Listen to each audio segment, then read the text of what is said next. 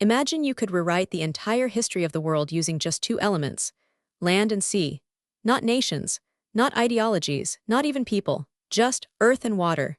That's exactly what the controversial German political thinker Carl Schmitt tried to do in his short, strange, and endlessly debated book, Land und Meer, Land and Sea, a world historical meditation. Today, we're breaking down what this book actually argues, why it's still read by geopolitical strategists, historians, and yes, some very online provocateurs, and why a book written in 1942 still shapes conversations about power today. Before we get into the book, a quick word on the author, because it matters. Carl Schmitt was a German legal and political theorist, active mainly in the early to mid-20th century. He's famous and infamous for a few things: his theory of politics as fundamentally about distinguishing friend from enemy, his critique of liberal democracy and parliamentary systems, and his membership in the Nazi Party, which he joined in 1933, and which permanently stained his legacy. This last point is unavoidable. Schmitt's association with the Nazi regime means his work is read with a mix of intellectual respect and deep suspicion. Some scholars argue his ideas can be separated from his political choices. Others insist the two are inseparable. We're not here to settle that, just to flag it, because it shapes how Land and Sea has been received ever since. He wrote Land and Sea in 1942, in the middle of World War II, originally as a series of stories for his daughter. That origin matters. The book reads less like a dense academic treatise and more like a sweeping historical fable. Here's the core thesis, stripped down to one sentence. World history is the history of a struggle between land powers and sea powers, and the side that masters the sea eventually reshapes the entire meaning of politics, law, and civilization itself. Schmitt calls this a world historical struggle because he's not just talking about wars between countries. He's talking about two completely different ways of relating to space, to law, and to existence. Let's break down what he means by each side.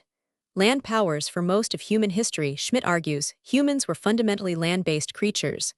Empires, kingdoms, and civilizations organized themselves around fixed territory. Law was tied to soil. Borders were lines you could walk. Order meant boundaries, ownership, and rootedness. Rome, the Holy Roman Empire, continental Europe in general. These are, in Schmitt's framework, land-based orders. Sea powers, then something changes. A civilization emerges that doesn't just use the sea, it fully commits to it. It becomes, in Schmitt's words, an element of its own existence.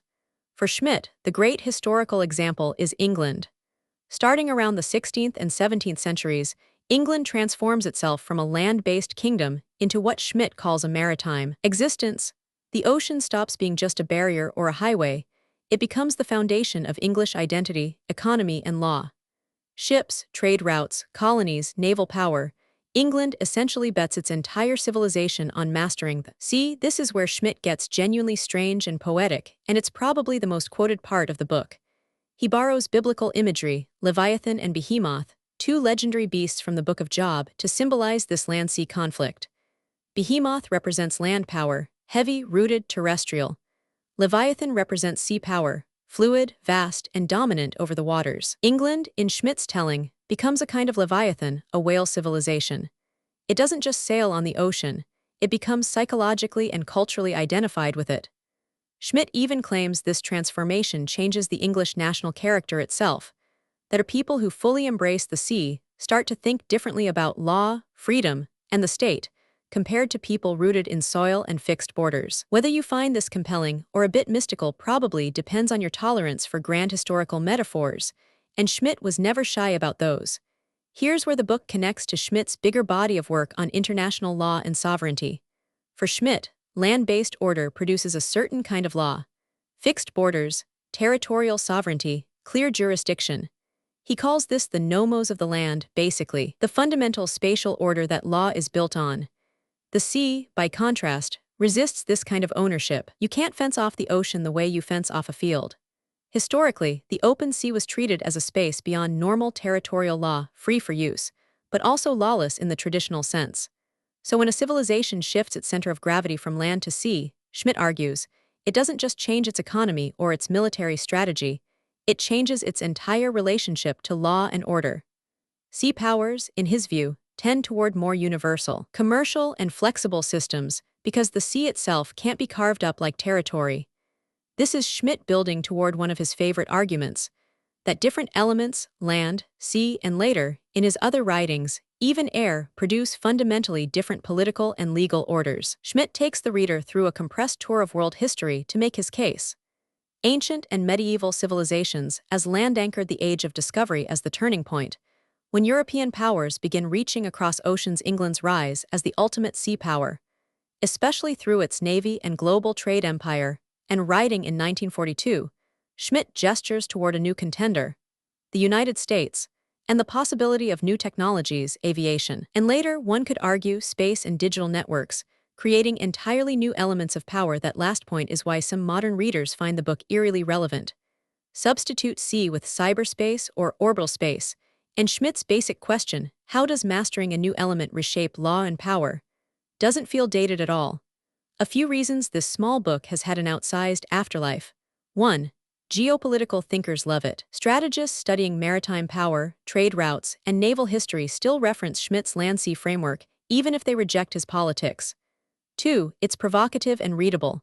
Unlike Schmitt's denser legal theory, this book is short, mythic, and accessible, which means it circulates widely, including in spaces far outside academia. 3. It's controversial.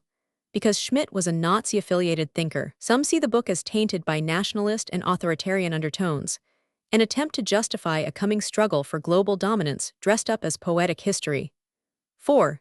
It raises a genuinely interesting question, regardless of who's asking it. Does the medium a civilization masters, land, sea, air, data, actually shape its laws, values, and self-understanding? So, is land and sea a brilliant piece of historical imagination, or a mystified justification for empire dressed up in biblical metaphor? Honestly, it can be both. Schmitt gives us a genuinely thought-provoking lens, that civilizations aren't shaped only by ideas or economics, but by their physical relationship to the world, the ground they stand on, or the water they sail across. But it's worth reading Schmitt the way you'd read any thinker with a complicated legacy. Take the ideas seriously, question them hard, and never separate them entirely from the man who wrote them and the moment he wrote them in. If you found this breakdown useful, let me know in the comments what you'd want covered next. Maybe Schmitt's more famous and more troubling work, The Concept of the Political, or his theory of sovereignty and the state of exception. Thanks for watching, and I'll see you in the next one.